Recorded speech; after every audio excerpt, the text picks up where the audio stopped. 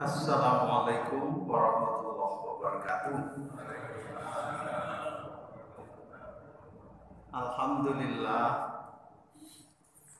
alladzi arsala rasulahu bil huda wa dinil haqq liyudhhirahu 'alad dini kullihi walau karihal musyrikun. Asyhadu an la ilaha illallah wa asyhadu anna Muhammadar Rasulullah. Allahumma salli wa sallim wa barik ala nabiyyina Muhammadin sallallahu alaihi wasallam wa ala alihi wa sahbihi ajma'in. Ayuhal hadirun, qala Allah Ta'ala fil Qur'anil Karim, a'udzu billahi minasy syaithanir rajim. Ya ayyuhalladzina amanu taqullaha wal tanzur nafsum ma qaddamat lighad wattaqullaha innallaha khabirum bima ta'malun. Sadaqallah. Para jamaah ini kayaknya lagi ramai isu demonstrasi.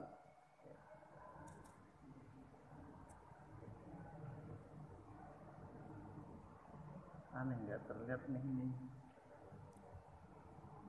Ada setting yang kayaknya perlu ditangani anak muda ini di laptop ini. Di sini nggak muncul di layar sini tapi muncul. Tapi baik, para jamaah. Mungkin pernah para jamaah merasakan begini. Ada penjelasan yang penjelasan itu menjadi tidak kita mengerti ketika kita tidak tahu konteksnya. Saya beri contoh biar langsung nyambung plak gitu ya. Jadi ada pernyataan yang pernyataan itu menjadi tidak kita mengerti ketika kita tidak tahu konteksnya. Dan ini pernyataan Nabi. Versi terjemahnya begini. Janganlah kalian ketika BAB, paham maksudnya ya? Janganlah kalian ketika BAB itu menghadap kiblat atau membelakangi kiblat, tetapi menghadaplah ke barat atau ke timur. Pelan-pelan. Pernyataan ini jelas membingungkan kan? Ya, saya ulangi lagi nih. Nanti jenengan bilang, wah Nabi ini gimana sih? Tapi ini bisa saya bukakan nanti hadisnya. Saya ambilkan bukunya kalau para jamaah penasaran pingin membaca sendiri. Saya ulangi kalimatnya. Janganlah kalian ketika BAB itu menghadap ke kiblat atau membelakangi kiblat, tetapi menghadaplah ke barat atau ke timur. Nah, sudah jelas? Sudah jelas tidak jelasnya kalimat ini? Oke. Kalau kita nggak boleh menghadap atau membelakangi kiblat, berarti pilihannya kita menghadap kemana? Ke utara atau ke selatan. Terus kita mau mengatakan Nabi salah? Nggak berani kan? Nggak berani para jamaah. Kenapa nggak berani? Karena yang menyatakan ini Nabi. Pernyataan Nabi itu menjadi pas konteksnya ketika kita tahu bahwa Nabi ada di sini, kiblatnya itu ada di situ. Nabi ada di selatan Ka'bah. Benar kan? Kalau Nabi ada di selatan Ka'bah, pernyataan itu betul. Jangan menghadap ke utara atau ke selatan, tetapi menghadaplah ke barat, ke timur atau ke barat. Itu pentingnya memahami konteks.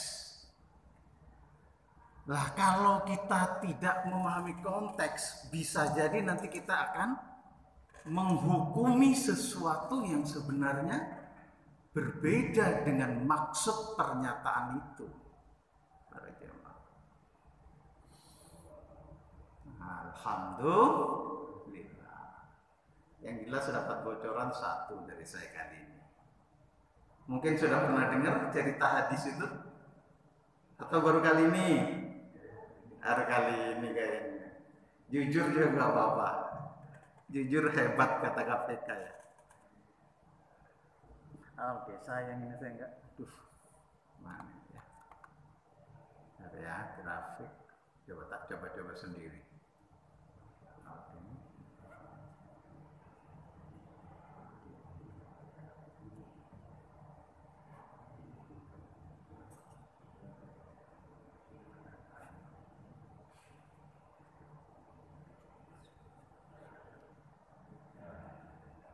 Alhamdulillah. Ini kayaknya puasa ini ada pengaruhnya. Saya sebenarnya jujur gak ngerti tentang teknologi ini, agak dalam, gak ngerti, paling biasa makai saja. Tapi ini kok moro-moro bisa. Nah, ini sekarang saya angkat isu demonstrasi. Weh, rame. Isu demonstrasi. Oke, saya beri contoh ini ya. Lanjut.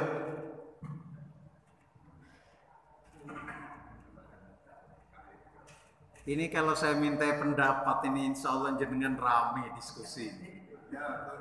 Tapi nggak usah lah, nanti kalau dikasih diminta untuk pendapatnya terlalu ramai ya.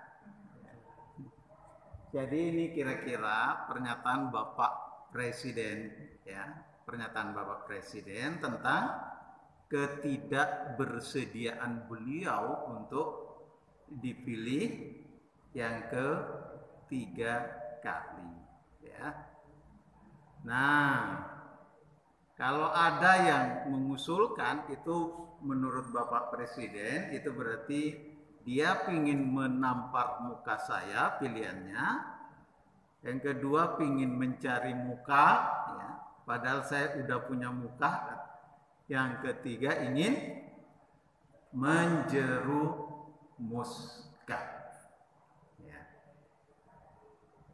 Tapi karena yang berbicara ini presiden ya, maka pernyataan ini tetap saja dilihat punya peluang-peluang lain artinya. Padahal sebenarnya artinya sudah jelas kan? Pernyataan ini walau tidak terang-terangan untuk mengatakan saya tidak mau dipilih lagi ya. Saya tidak mau dipilih, walau tidak bilang begitu, tapi dari pernyataan ini sebenarnya secara implisit kita nangkap bahwa beliau tidak mau dipilih lagi ya. Karena pernyataan ini kan begitu ya.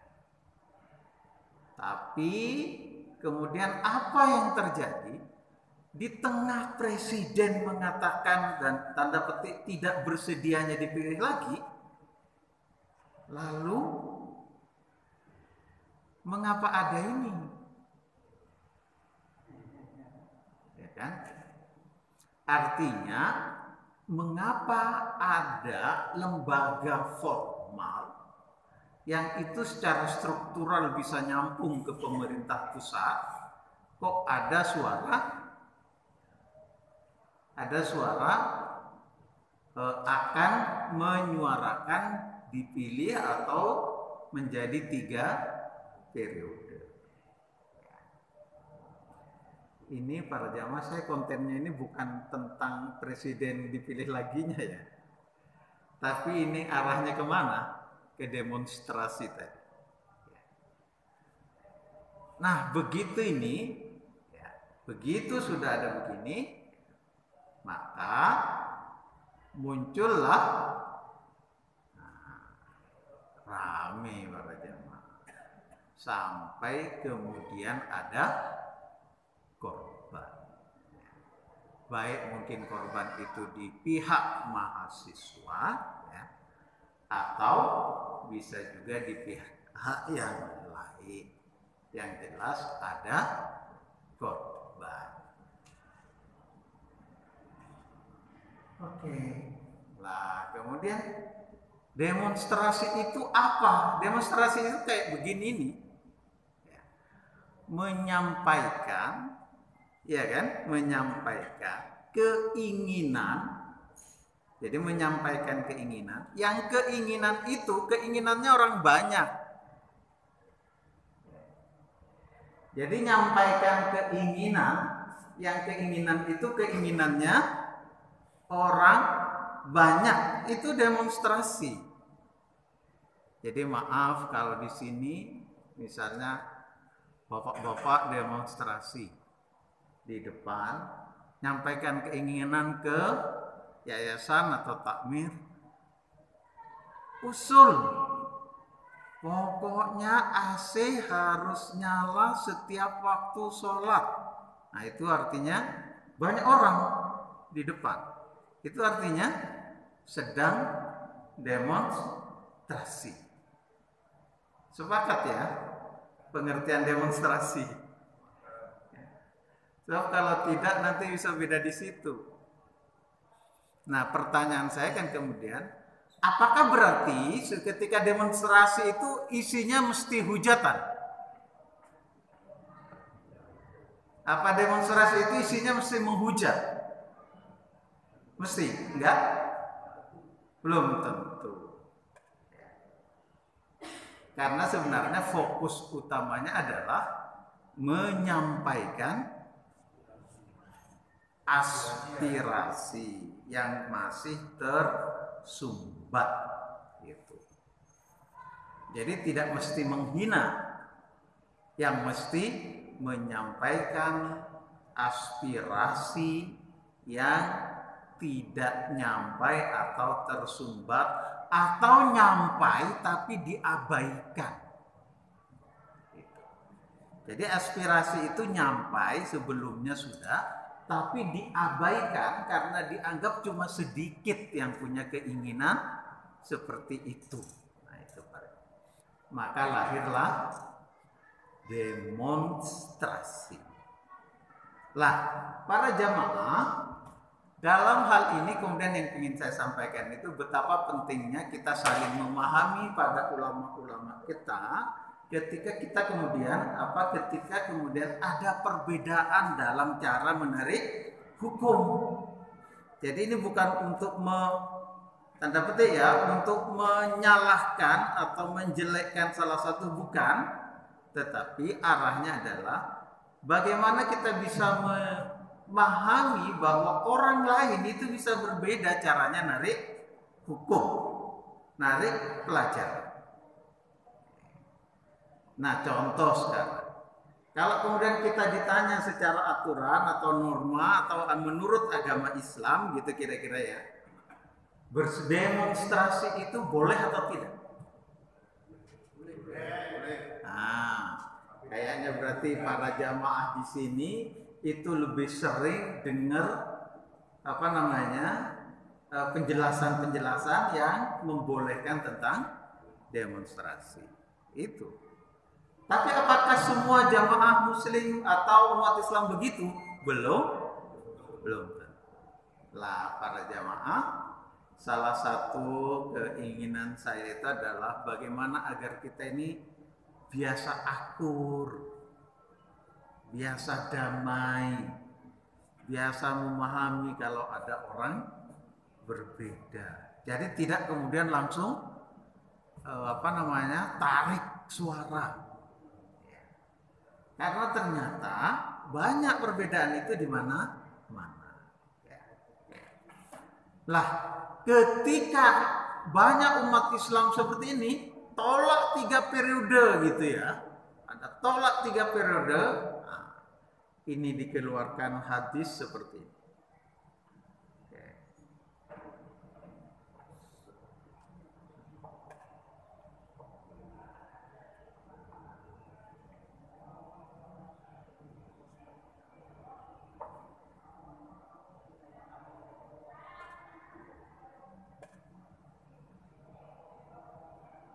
Pelan-pelan ya, pelan-pelan baca, resapi, pahami, barangkali insya Allah ada yang kita dapat pagi ini.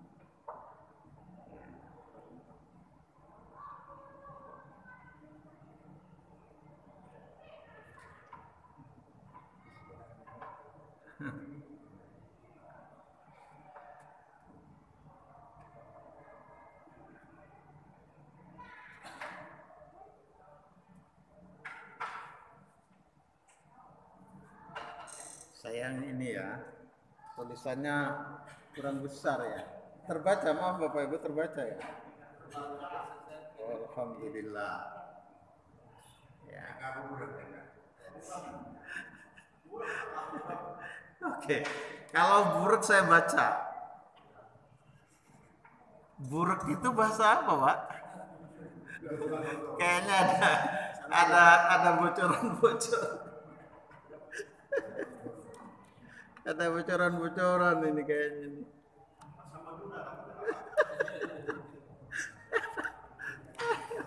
Oke, saya bacakan ini para jemaah ya. Ini.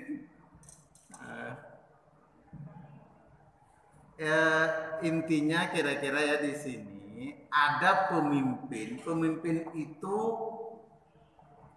apa? Zolim, itulah cepatnya ya. Masa orang disiksa gitu kan. Nah, ketika hadir manusia seperti itu yang jadi pemimpin kita, maka ada yang bertanya kepada Nabi. Karena itu ramalan atau ramalan Nabi kok meramal. Nabi menceritakan akan ada satu masa di mana pada saat itu ya pemimpinnya itu adalah pemimpin yang tidak mendapat petunjuk, ya, tidak melaksanakan sunnah. Ya.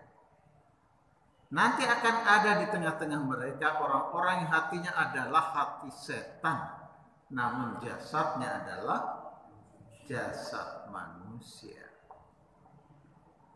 Aku berkata, aku berkata artinya ada sahabat kemudian yang bertanya kepada Rasulullah sallallahu alaihi wasallam. Qala qultu kaifa asna'u ya Rasulullah?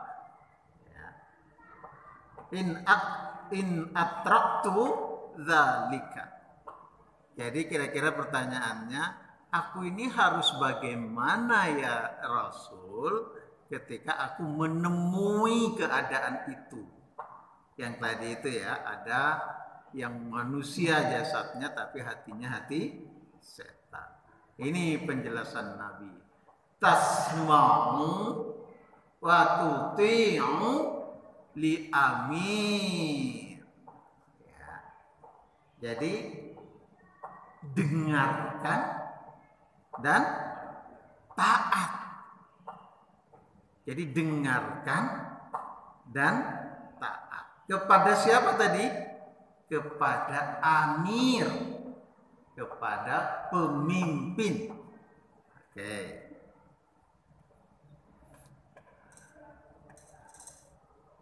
Nah, kalau sudah mendengar begini, bagaimana kira-kira pikiran jenengan? Mau demonstrasi? Kayaknya sudah mau mulai nggak mau sudah.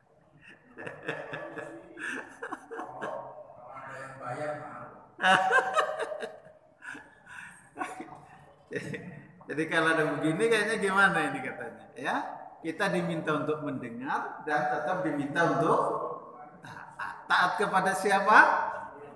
Kepada amir ya. Walaupun tadi itu ya, walaupun di sini penjelasannya itu dia menyiksa kita, dia ngambil harta-harta kita, ya. Tapi penjelasan Nabi adalah tasma'u, ya, dengarkanlah, kamu dengarkan kan. Kemudian watuti'u, dan kalian taat kepada amir itu. Oke. Loh, kalau begitu gimana? Gak boleh demo dong. Nah, para jamaah, menarik andai kata ini, ada yang mau menjelaskan kepada kita, ya, bagaimana konteks ketika hadis ini disampaikan. Biar nggak seperti tadi saya beri contoh itu. Apakah konteksnya kemudian hadis ini dalam pikiran kita itu persis seperti kondisi keindonesiaan? Itu para jamaah. Sebab kalau konteksnya persis seperti keindonesiaan, jadi konteksnya berarti kita nggak boleh demo. Kalau memang konteksnya persis seperti keindonesiaan. Sayangnya itu para jemaah nggak ada yang menjelaskan. Sekarang saya yang akan ngobrol saja dengan para jemaah. Di pikiran para jemaah seperti apa? Kalau Nabi kira-kira ya di pikiran jenengan ini seperti apa? Kalau Nabi mengatakan seperti ini, apakah berarti di pikiran Nabi saat itu menurut kita umat Islam ini dipimpin oleh satu masyarakat yang di situ Islam diberlakukan? Saya ulangi. Ketika Nabi menyampaikan hadis ini, apakah di pikiran Nabi masyarakat Islam ini ada dalam tatanan Islam atau tidak?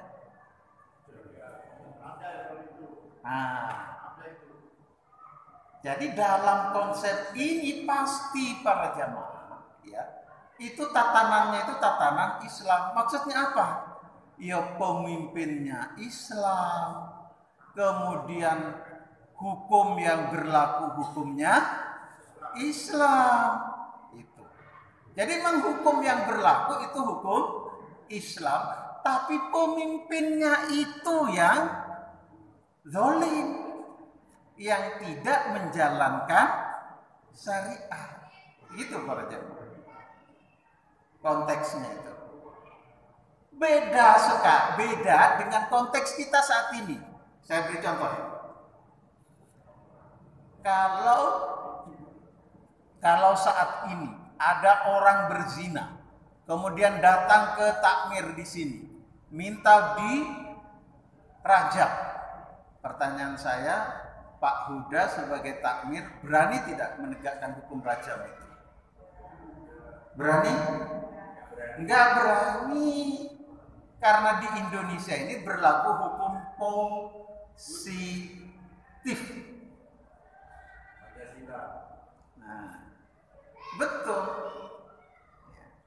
Jadi konteks ini yang kadang kurang kita perhatikan. Lah ini ketika ini yang disabdakan oleh Nabi ini berlaku para jamaah, itu pada masyarakat yang masyarakatnya saat itu berlakunya adalah hukum Islam. Orang-orangnya orang Islam, walaupun dia bukan orang taat.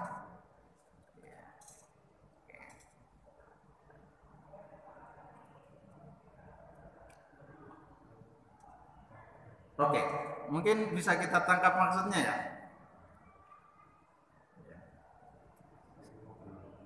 Mungkin contoh yang lain, biar para jamaah semakin merasakan. Maaf, ada pencuri nih masuk ke Musalla Az-Zaitun. Terlihat jelas tuh orangnya, ketahuan orangnya siapa, ketangkap oleh kita. Nah, karena uang yang diambil itu misalnya sudah nyampe 10 juta, beranikah kira-kira pengurus Musalla Az-Zaitun itu untuk motong tangan pencuri? Enggak berani. Betul. Itu maksud saya konteksnya. Nah, hal ini jarang diangkat. Kenapa jarang diangkat? Karena peluangnya dianggap kita mau subversif nanti, padahal sebenarnya kita ingin mengenalkan bahwa dalam Islam itu memang ada tata hukum pidana. Para jamaah, sekedar mau menyampaikan pada kita bersama bahwa kelengkapan ajaran di kita itu ya bahasa Al-Quran memang sempurna ya. Al-yauma akmaltu lakum dinakum wa atmamtu alaikum ni'mati wa raditu lakumul islama dinan. Ya. Allah sudah ridha pada agama ini. Oke. Ya. Baik. Ini berikutnya lagi.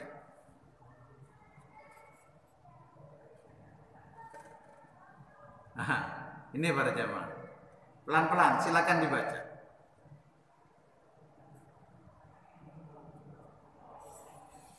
Barang siapa yang hendak menasehati pemerintah, sultan, raja maksudnya ya, atau presiden dengan satu perkara, maka janganlah ia tampakkan di khalayak ramai.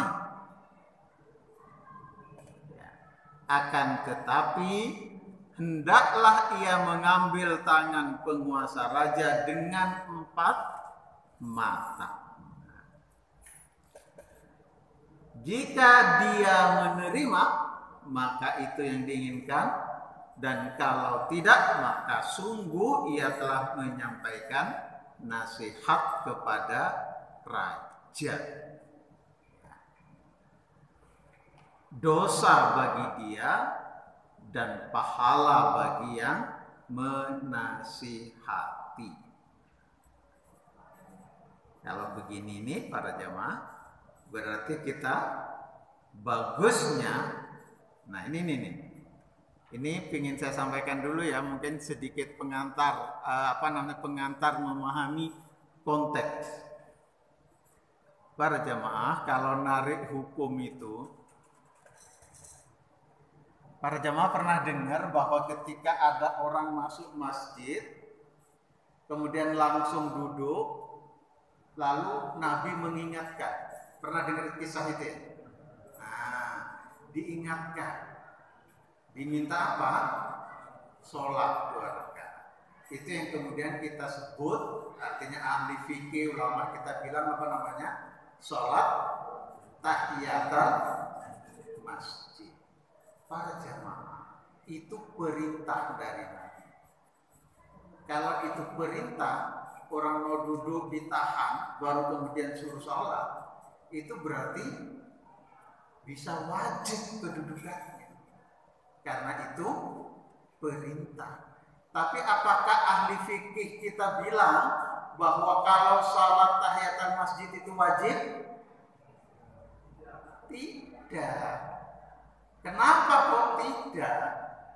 Karena sudah ada penjelasan hadis lain bahwa yang wajib itu cuma 5. Jadi yang lain itu tidak masuk dalam kategori wajib. Walaupun nadanya kata yang digunakan itu juga fi'il amr. Jadi tidak kemudian jatuh ke wajib. Lah, ini mirip nih. Ini apa di sini?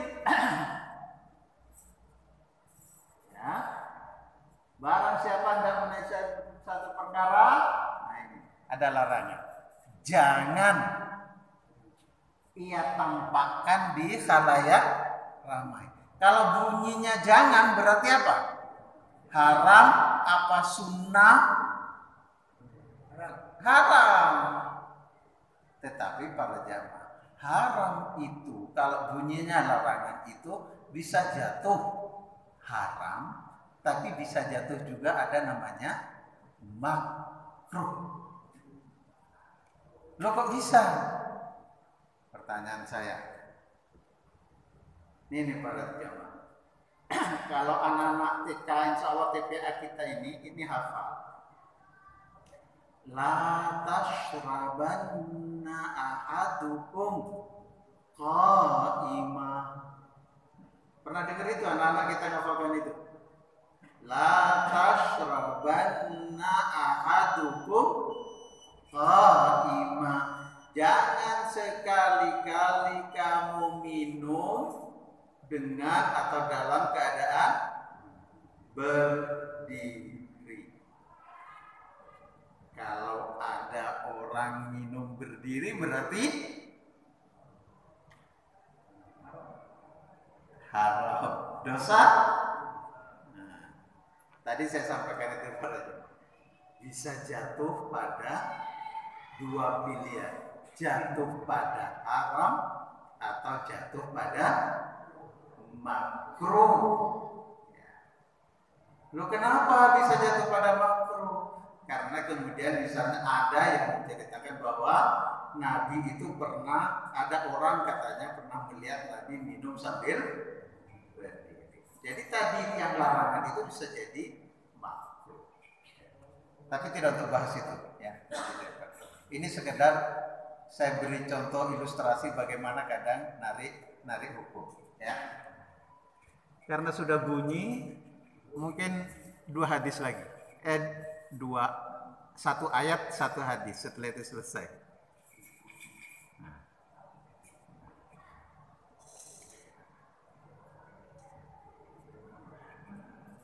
Nah, inilah para jamaah yang kemudian paling tidak bisa jadi pegangan ke kita-kita ini.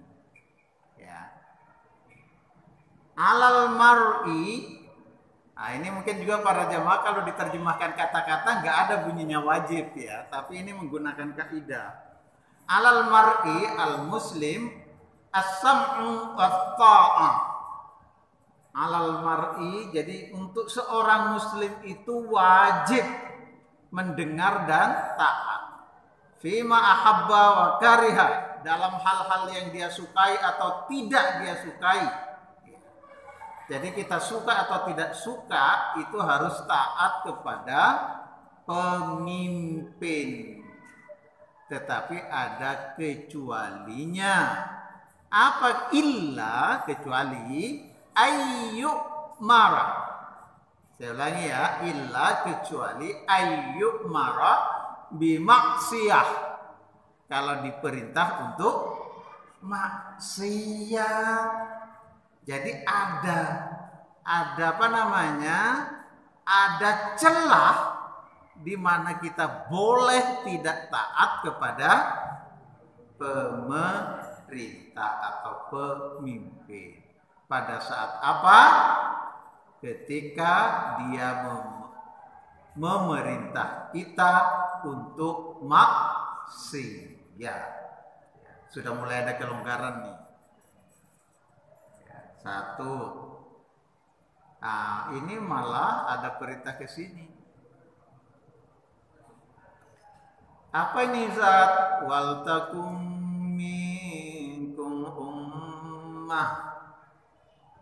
Wal takum minkum ummah itu kalau kita terjemahkan baiknya sebenarnya seperti ini. Hendaknya ada dari kalian. Itu. Adalah dari kalian. Itu mungkin terjemah. Apa itu? Yad'una ilal khair wa ya'muruna bil ma'ruf wa yanhauna 'anil munkar. Jadi ada perintah untuk amar ma'ruf nahi munkar. Perlu ada begitu. Belum lagi penjelasan misalnya tentang hadis marra'a minkum mungkaran falyughayyir biyadi. Nah, itu para jamaah.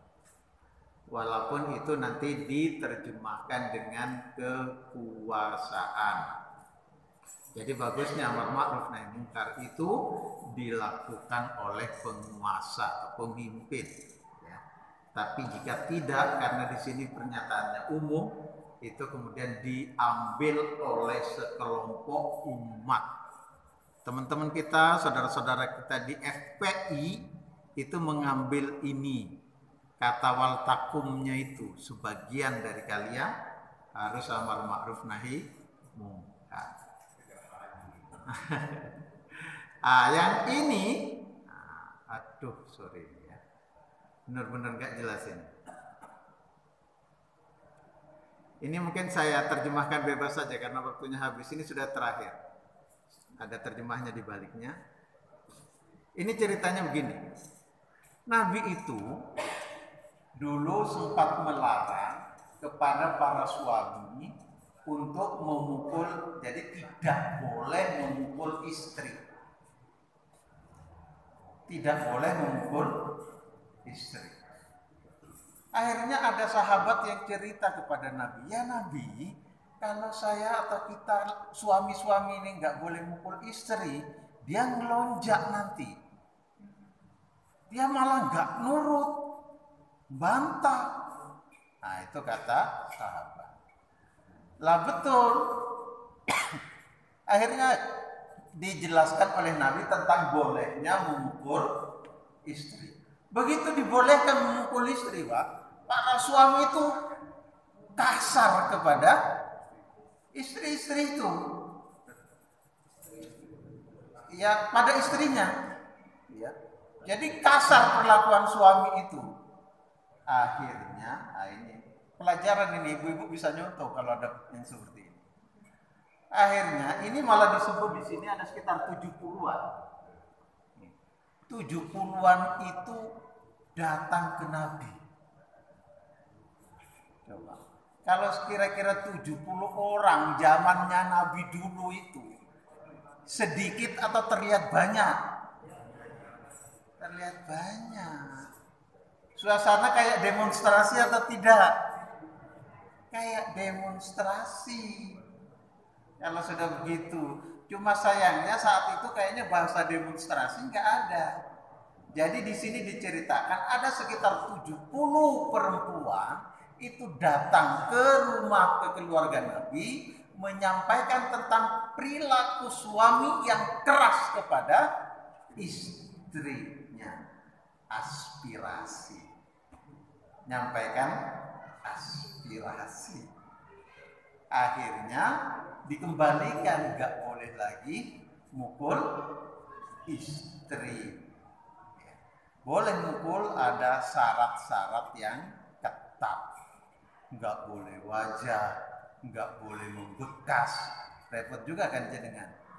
Mukul tapi nggak boleh ada bekasnya. Mungkin itu para jamaah yang ingin saya sampaikan. Sekali lagi tujuan saya menyampaikan ini biar para jamaah juga nggak kaget ketika ada yang mengharamkan tentang demonstrasi, tetapi sekaligus para jamaah juga bisa memahami ketika ada orang yang mengambil cara demonstrasi dalam mengungkapkan aspirasi. Semoga ada manfaatnya pada saya dan para jamaah sekalian. Assalamualaikum warahmatullahi wabarakatuh.